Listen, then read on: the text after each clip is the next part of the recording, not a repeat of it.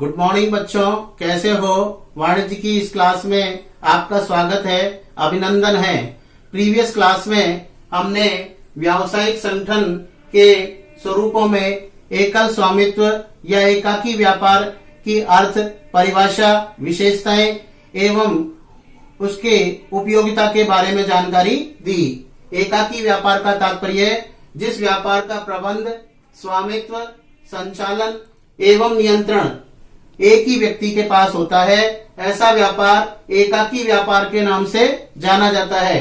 फुटकर व्यापार की दुकानें, जिसमें स्टेशनरी या आप ये कहें कि सेवा व्यापार को यदि हम सम्मिलित करें तो इसमें ब्यूटी पार्लर है, टेलर है, नाई है, धोबी है, प्लम्बर है या इलेक्ट्रीशियन से संबंधित जो कार्य किए जाते हैं उनके लिए यह उपयोगी साबित होता है।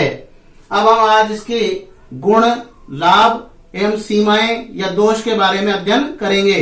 तो सबसे पहले हम इसके गुण, लाभ, महत्व और उपयोगिता का अध्ययन कर रहे हैं। सबसे पहले इसमें है शीघ्र निर्णय कि एकाकी व्यापार में एक ही व्यक्ति होता है, इसलिए जो भी निर्णय लेना होता है उसी को लेना होता है, इसलिए किसी की इंतजार नहीं करनी होती है और वह अपने विवेक एवं बुद्धि के अनुसार जो भी निर्णय लेता है वो शीघ्र लेता है, तुरंत लेता है। इसके पश्चात दूसरी जो बात आती है वो सूचना की गोपनीयता की है कि एकाकी व्यापारी अकेला होने के कारण जितनी भी सूचनाएं होती हैं वह उसी के पास होती है। व्यापार से संबंधित सभी गुप्त बातों को वो स्वयं ही जानता है, इसलिए गोपनीयता भंग होने की संभावना नहीं रहती है, क्योंकि व्यापार में कुछ बातें ऐसी होती है जो बाजार में नहीं आनी चाहिए, यदि वो आ जाती है तो उसका दुष्परिणाम सामने आता है। इसलिए ऐसी स्थिति में व्यापार से संबंधित सभी गोपनीय बातें सिर्फ वही जानता है, इसलिए गोपनीयता बनी रहती है। तीसरी जो बात आती है वो प्रत्यक्ष प्रोत्साहन की आती है।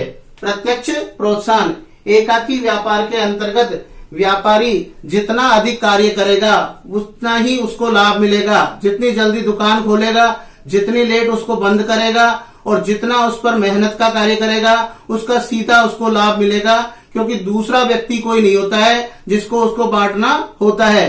तो ऐसी स्थिति में एकाकी व्यापारी को पूरी तरीके से प्रत्यक्ष रूप से प्रोत्साहन प्राप्त होता है। इसके बाद में उपलब्धि का एहसास, व्यापार की स्थिति कैसी चल रही है, अच्छी चल रही है या खराब चल रही है, इसका एहसास भी उसको तुरंत हो जाता है। इसलिए उसकी पूरी कोशिश रहती है कि वह व्यापार के लिए पूरा मन लगा करके कार्य करे, उपलब्धि जिससे ज्यादा से ज्यादा अच्छी तरीके से हासिल करे और इसका एहसास उसे समय समय पर होता रहता है। यदि व्यापार में लाभ हो रहा है तो ऐसी स्थिति के अंदर उसको इस बात का एहसास हो जाता है, और यदि कहीं किसी प्रकार की हानि हो रही है तो उसका भी उसे एहसास हो जाता है, तो वह हानि को कम करने के लिए लागत को घटाना प्रारंभ कर देता है और वह खुद ज्यादा से ज्यादा मेहनत करके उसको लाभ की स्थिति में लाने का प्रयास करता है।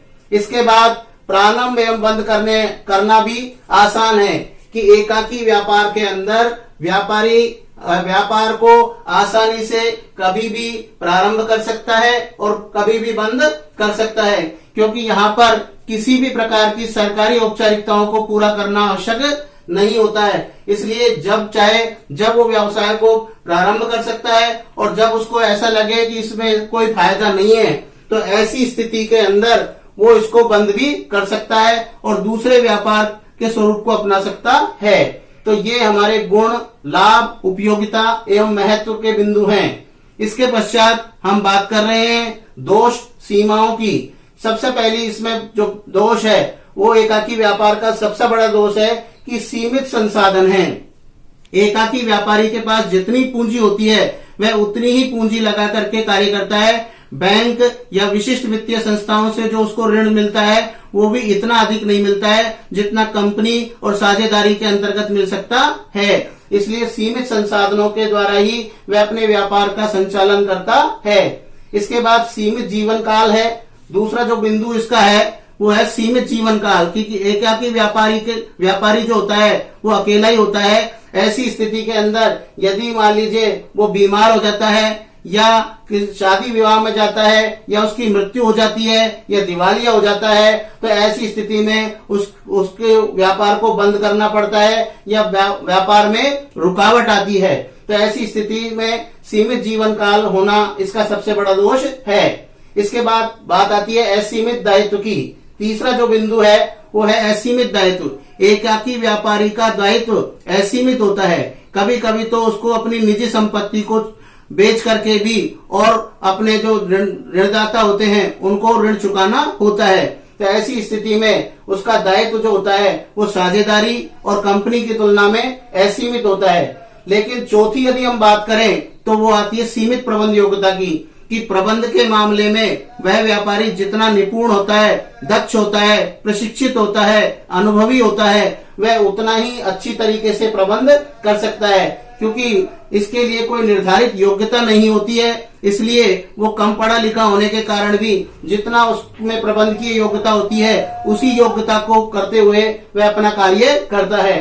तो इसमें कोई एमबीए किया हुआ व्यक्ति ही व्यापार नहीं करता है, इसमें कम पढ़ा लिखा व्यक्ति भी व्यापार करता है। इसलिए प्रबंध योग्यता उसके अंदर ज्यादा नहीं होती है और इसलिए कई बार प्रबंध योग्यता के अभाव में एकाकी व्यापार उसका धीरे धीरे कम समाप्त हो जाता है या उसमें हानि की स्थिति आ जाती है। तो प्रबंध की योग्यता के मामले में यह व्यापार इतना अच्छा नहीं होता है जितना कि साझेदारी और कंपनी में होता है। तो इस प्रकार से आज हमने गुण और दोष सीमाओं के बारे में अध्ययन किया। गुण में हमने अध्ययन किया पहला शीघ्र निर्णय का, दूसरा सूचना की गोपनीयता, तीसरी प्रत्यक्ष प्रोत्साहन, चौथा उपलब्धि का एहसास, पांचवा प्रारंभ एवं बंद करना आसान। इसके पश्चात दोष और सीमाओं में अध्ययन किया सीमित संसाधन है, सीमित जीवन काल है, असीमित दायित्व है और सीमित प्रबंध योग्यता है। बच्चों यहाँ हम दोबारा आपको बता रहे हैं कि एकाकी व्यापार शब्द एक व्यक्ति के लिए है, अर्थात एक व्यक्ति के द्वारा किए जाने वाला व्यापार। इसको हम एकल स्वामित्व, एकाकी व्यापार, फुटकर व्यापार, लघु सेवा व्यापार इन नामों से जानते हैं। सामान्यतः एकाकी व्यापार में जो सेवा कार्य होता है वो सबसे महत्वपूर्ण होता है, क्योंकि व्यापारी जितनी अधिक सेवा करेगा ग्राहक की, वह उतना ही अधिक अपने व्यापार का सफल संचालन करेगा और लाभ अधिक से अधिक कमाएगा। तो ये हमने आज आपको एकाकी व्यापार के गुण दोषों के बारे में जानकारी दी। अगली कक्षा में हम साझेदारी का अध्ययन करेंगे। तब तक आप घर पर रहें, स्वस्थ रहें और लगातार अपने अध्ययन कार्य को नियमित रूप से करते रहें। जो नोट्स आपको भेजे जा रहे हैं उन नोट्सों को आप लिखते रहें और ध्यानपूर्वक इन वीडियो को आप देखते रहें। धन्यवाद।